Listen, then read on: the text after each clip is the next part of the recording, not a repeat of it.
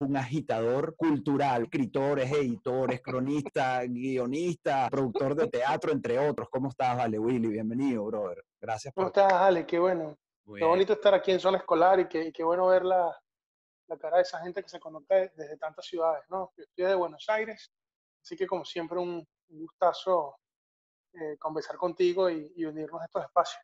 Fíjate que te escuchaba hablar, Ale, y pensaba en lo desconectado y lo fuera de centro que estaba yo cuando estaba en secundaria, cuando estaba estudiando secundaria. Yo estudié en un liceo en Propatria, yo soy de Catia. Ujú. Ok. Y yo sabía lo que quería hacer cuando fuera adulto, cuando fuera un profesional, pero no sabía cómo se llamaba, ni sabía cómo se llegaba a ese vehículo. O sea, en la época, en ese precambre con el cual tú y yo estábamos yendo a la secundaria, había un libro horrible de la OPSU y del CNU que te decía más o menos según tus notas para lo que tú podías servir y que te orientaba vocacionalmente. No te preguntaba ni tu pasión, ni te preguntaba qué cosas te hacían feliz, sino que simplemente se basaba en los números que te ponían unos profesores y con base en esos números que te ponían unos profesores te describían la oferta que había a nivel nacional para estudiar una carrera, llevar el título a la casa, enmarcarlo y de allá en adelante sentir que has cumplido con lo que pedía la sociedad, la familia y toda la estructura en la cual no se monta. Pero cuando tienes esa especie de desvío eh, y de desencuentro, es muy difícil, es muy complejo saber qué es lo que quieres hacer, ¿no? Y no encontrarlo en esas cajitas que se conseguían en las universidades, ¿no? Eso a mí me hizo pasear, por ejemplo, por la idea de estudiar educación, pero educación en formato especial, o si yo quería ser sacerdote, probé con el noviciado de los jesuitas, de los franciscanos en algún momento, porque no me aceptaron el de los jesuitas, y todo ese ir y venir era muy cómico porque mi mamá le decía a la familia que yo iba a estudiar comunicación social, una decisión como para tener un escapulario y para poder decir algo en los matrimonios de las primas y en los bautizos de los sobrinos, ¿no? Pero eso no formaba parte de mi radar. Sin embargo, yo sabía que quería escribir y no sabía que existía una carrera que se llamaba letras, ¿no? Y te digo que no sabía que existía esa carrera porque no solamente no sabía que existía, sino que cuando descubro que existe tenía una cantidad de sanbenitos, dicen en España, de tachaduras puestas encima de etiquetas de muertos de hambre, gente que solo se emborrachaba, gente que no conseguía trabajo, que terminaban siendo vigilantes, que terminaban siendo eh, cualquier cosa, mandaderos, y que no entendía el valor que tenía en eso que yo quería hacer, aprender a moverme dentro del lenguaje. Y fíjate que las diferencias que hay entre comunicación social y letras tienen que ver directamente con que letras es la manera de meterte dentro del lenguaje, no del hecho comunicativo, sino incluso desde letras puedes entender cómo es que funciona el lenguaje para los comunicadores sociales en el periodismo, en la filosofía, en los informes de policías, en las gacetillas de prensa, en la publicidad y cómo el lenguaje en realidad ordena todo el universo alrededor. Cuando yo di con esto, yo tenía 17 años y se me voló la cabeza. El mundo, Ale, tú lo sabes, estoy hablando de 1997, el mundo no era el mundo de ahora donde tiene tanta importancia el lenguaje, la palabra y cómo la utilizas. Hay una cantidad de gente buscando quien les ordene la voz de su marca, una cantidad de gente buscando cómo hacer lenguaje persuasivo, una cantidad de gente buscando en la industria de la publicidad a creativos que sepan cómo se comporta el lenguaje, porque es una estrategia mucho más austera y mucho más económica y por eso más efectiva que a veces un gran video o una superproducción o un artefacto sonoro o una experiencia BTL o una campaña completa. A veces simplemente necesitas que para que todo eso arranque haya alguien capaz de resumir una idea en la frase necesaria que está buscando esa persona. En ese camino pude conocer a unos genios que yo no sabía que tenían ese vínculo con el mundo. Por ejemplo, Gratero Lacho, que ya está, nadie sabrá quién es Gratero Lacho, Wow. de quienes nos ven. Si ustedes buscan quién es Gratero Lacho era un poeta popular, un tipo que en verdad hacía humor en un formato, el último que hizo conocido se llamaba El Camaleón, pero Gratero Lacho resulta que estaba detrás de los grandes comerciales, de la creatividad publicitaria, pero al mismo tiempo tenía como un hábito, por ejemplo, que él unos minutos antes de su almuerzo cerraba la oficina que tenía en el Nacional y al cerrar la oficina nadie podía molestarlo porque él estaba escribiendo un soneto que no, quizá no iba a formar parte de ningún poemario, quizá no iba a recitar en ningún sitio, y en realidad lo que estaba haciendo era entrenando su capacidad para expresarse por medio de la palabra. Y eso me parece muy significativo porque al estarles hablando de 1997, 1998, cuando a nadie le estaban pidiendo que resumiera ideas en 140 caracteres y después en 180, cuando nadie podía creerse fotógrafo por pasar unos filtros de Instagram, cuando lo más parecido a las redes sociales era una canallada en la cual Alejandro era bastante famoso, se llamaba MySpace, ¿no? Compartía música y hacía cosas Maravilla. que a estas alturas nos darían bastante vergüenza. Eh, Estaba una cantidad de gente formándose para aprender a moverse desde el lenguaje. Y esa experiencia yo creo que la pude vivir gracias a dos cosas. Primero, a entender que estratégicamente tenía que adquirir algunas herramientas para poder llevar a cabo lo que yo quería hacer y hacer. Pero también entender que lo que yo quería hacer y hacer era tan individual y tan mío que no estaba en ese librito de vocaciones universitarias ni en esas etiquetas que estaban poniéndole a todo el mundo para decir tú sirves para ser ingeniero, tú sirves para ser abogado, porque nunca a nadie le iba a llegar la etiquetica de tú sirves para estudiar letras. Y esto me permitió ser semiólogo.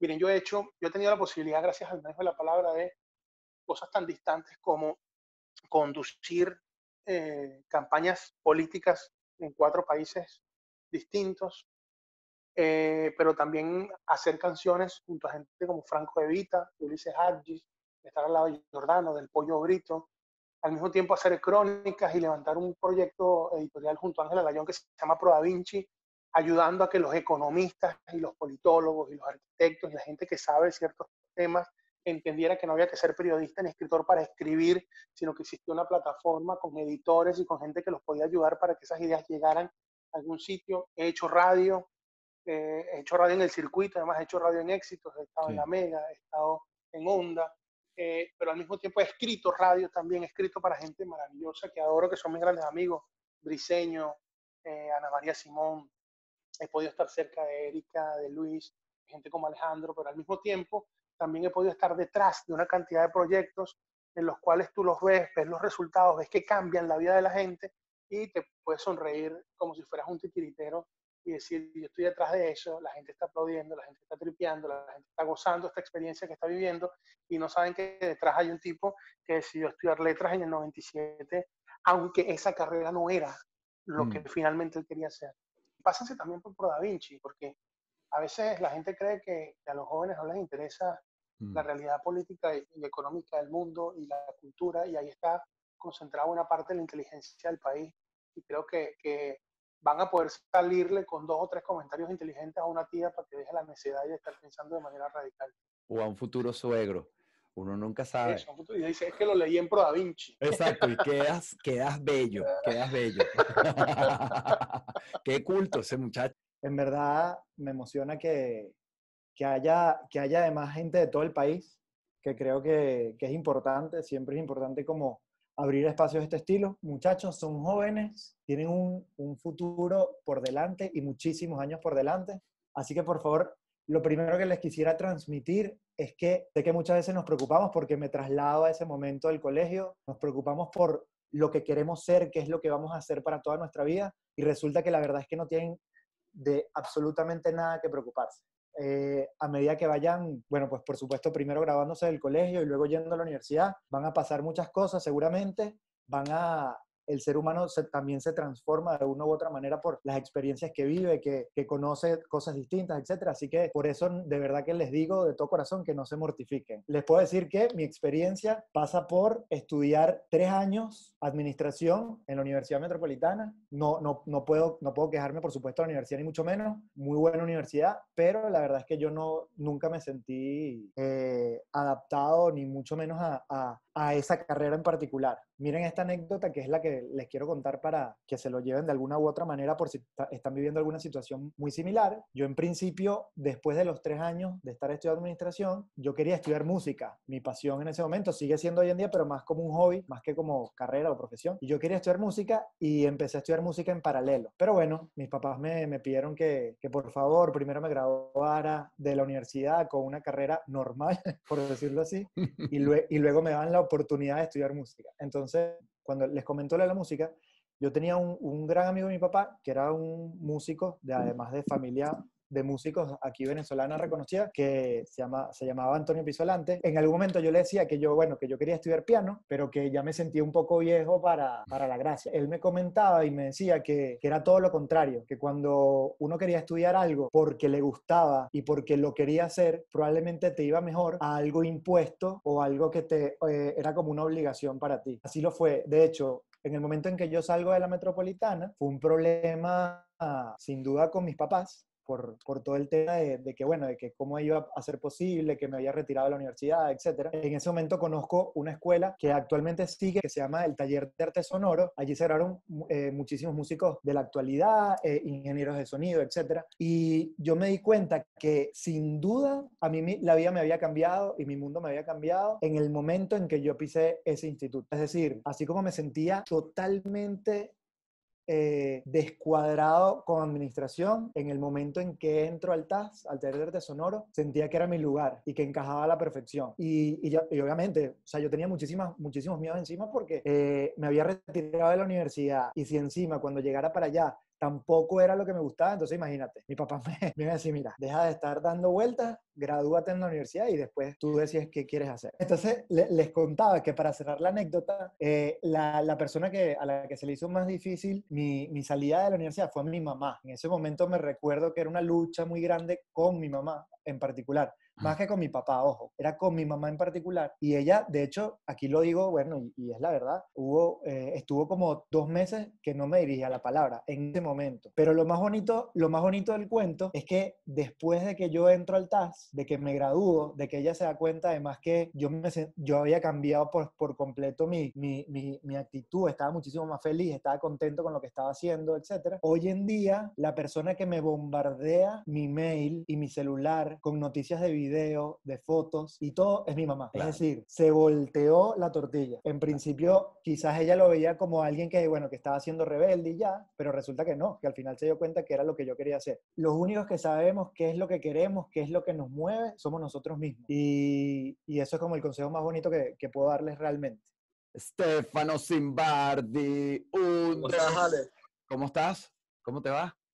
Todo bien, todo bien. Gracias por la ventana, a Zona Escolar, a ti, a la Mega, a todos, por la invitación de este movimiento. La intención de nuestra invitación del equipo de Zona Escolar y de la Mega, Stefano, contigo, es, bueno, destacar, más allá del talento, es la constancia y digamos, ese ímpetu que tú has tenido a la hora de mostrarte como talento, gracias al apoyo también de tus padres, porque oye, con el apoyo de los padres se hace mucho más fácil todo lo que uno emprende, ¿no? Siempre me ha gustado la música desde muy pequeño, pero a los 9 fue que decidí como tal meterme en este mundo, gracias a un festival que se elabora en Miami, que se llama el Ultra Music Festival, y vi a dos de mis grandes ídolos, a Martin Garrix y a David Guetta, pero sobre todo me fijé en Martin porque era un chamito. Y dije, wow, si él lo puede hacer, ¿por qué yo no? Y ahí comencé a investigar sobre este mundo de la música electrónica, del DJ, veía tutoriales, después comencé a vender varias cosas como era mi Wii, lo vendí para comprar mi primer controlador y así poder comenzar con este mundo, ¿sabes? Que me encanta. Te iba a decir que no me quedo nada más con la parte de DJ porque quise ir más allá, entonces quería darle mi estilo, ¿sabes? Entonces me metí en la parte de producción musical, también soy productor musical, hago mis propios temas. Eso es cool, eso es cool. ¿Cómo es eso de ser productor musical? Tú sabes que la gente sabe, lo escucha mucho, digamos, del trabajo en conjunto con tal productor y tal, pero hay gente que no tiene ni idea realmente qué es ser un productor musical. ¿Cómo lo estás haciendo? En pocas palabras, ser un productor musical es crear canciones desde cero. O sea, es tener esa creatividad musical y plasmarla. Para eso se utilizan varios programas. Personalmente yo uso uno que se llama Ableton y bueno, ahí puedo producir mis temas no juro tiene que ser música electrónica, eso es porque yo lo hago, es mi gusto, pero en ese programa como productor musical también he podido hacer reggaetón, o sea, puedo hacer todos los géneros que quiera. O sea, si tú tienes una idea, ser productor musical yo lo veo como tener esa idea en mente de alguna canción y plasmarla, o sea, darle vida. Claro, como un pintor, un cuadro, como un escultor, pues Así su es, exacto. escultura, por supuesto. Así es, así es. Un productor musical es un creador de música, creas todo desde cero, tus propios sonidos y haces una pista. Hace poco, por ejemplo, se te dio una oportunidad, oye, bien interesante, pudiste estar en una tarima, en la misma tarima de Nicky Jam, te llevaron a España, te llevaron a Tenerife, estuviste por allá, pana, y además él fue el que te escogió a ti para que tú fueras a tocar con él. ¿Cómo te sentiste, Sí, por sí. ejemplo? Bro, fue una experiencia brutal. Primero, porque, bueno, toqué fuera del país, ya lo había hecho anteriormente en Italia, pero saber que iba a compartir tarima con un duro de la música como lo es Nicky Jam fue wow, ¿sabes? Aparte que era muchísima gente de afuera, de Tenerife, eran 10.000 personas los que entraron a ese evento más o menos, y no, fue una locura porque, ¿sabes? O sea, Claro. un día me llegó una llamada prácticamente diciendo como que, hey, Estefano, ¿cómo estás? Estamos siguiendo tus trabajos y tal, nos gusta mucho lo que haces. Nada, se presentaron, era una productora de eventos de allá de Tenerife y me dijeron, bueno, el 11 de octubre va a haber un concierto de Nicky Jam y queríamos saber si quieres ser el que se encargue de hacerle la apertura junto a otros artistas. Y yo dije, ¿qué? Me quedé como en shock, nunca me lo creía. Y bueno, sí, eso se dio. Qué Una bueno, locura. qué bueno. Y El fíjate cariño, tú habías, por el cariño. ejemplo, tocado en espacios como el Festival de Gaitas del San Ignacio, del Don Bosco, que, Sí, ojo, no es poca cosa, o sea, estamos hablando de eventos de 9.000 personas, o sea, son eventos importantísimos. Pero en este caso fuiste Y para bueno, y allá, tengo que a agradecer España. muchísimo Ujú. a la plataforma de Zona Escolar, que Ah, sin ustedes no chiquito. hubiera sido posible, por supuesto. Deja, chicos, no hagas eso.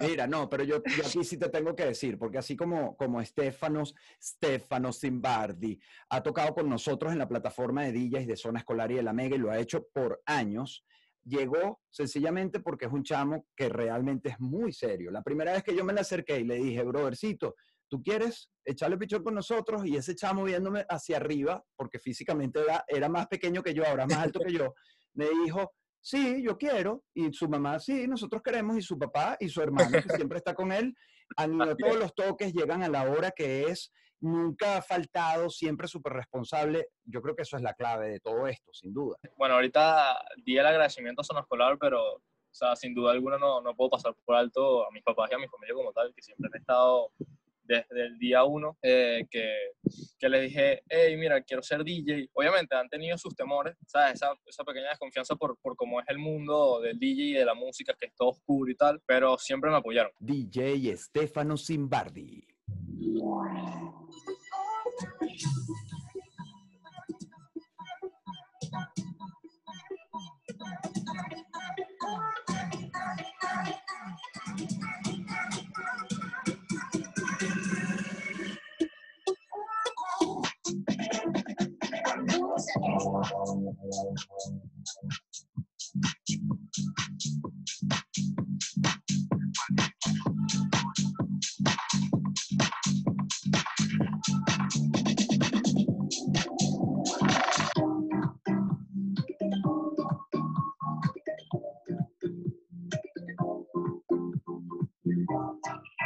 Bueno, lo que están escuchando ahorita es un remix que hice hace poco y lancé hace poco por YouTube de una canción que me gusta mucho de Camilo, se llama El Mismo Aire. Bueno, nada, espero que se lo vacilen. Si quieres bota mis manos, si quieres borra mi número del celular, si quieres prende con mis cuentas. Una fogata de si quieres calentar, como pude con mis besos y los abrazos que nunca te supe dar. Pasamos de decirte, no poder decirnos solo cómo está. Tú y yo pasamos de ser todo a nada, de comernos con la mirada. Y aún estamos frente a frente, ni siquiera puedes mirarme al lado. Vamos a ver, no quieres soltarse, ya no tienes que. Es complicado verte, olerte y pasarte a un lado y querer detenerte. Ay, qué complicado, esto es demasiado. Pero como el ajedrez, la reina cae alguna vez. Escucha bien mi voz, que esto queda entre tú y yo. Lanzo mis besos, y bátete el pelo. Sé tu chiquito, no sé tu chiquilla. Que quiero decir, que cada paso que tú estás no. Me arrugo de rito por ti lentamente. Lanzo mis besos, bátete el pelo. Chiquito, no sé.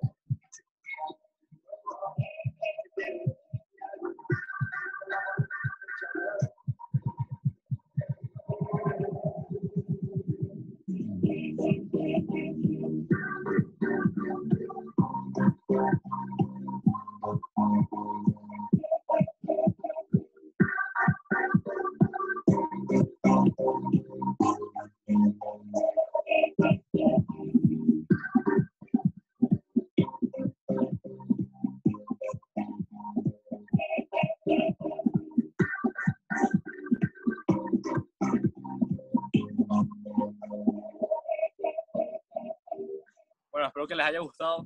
Muchísimas gracias a Ale y a Zona Escolar por la invitación. ¡Bravo!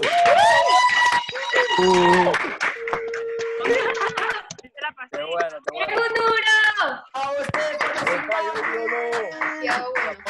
Un duro. ¡Un rock! Muy agradecido. Grande.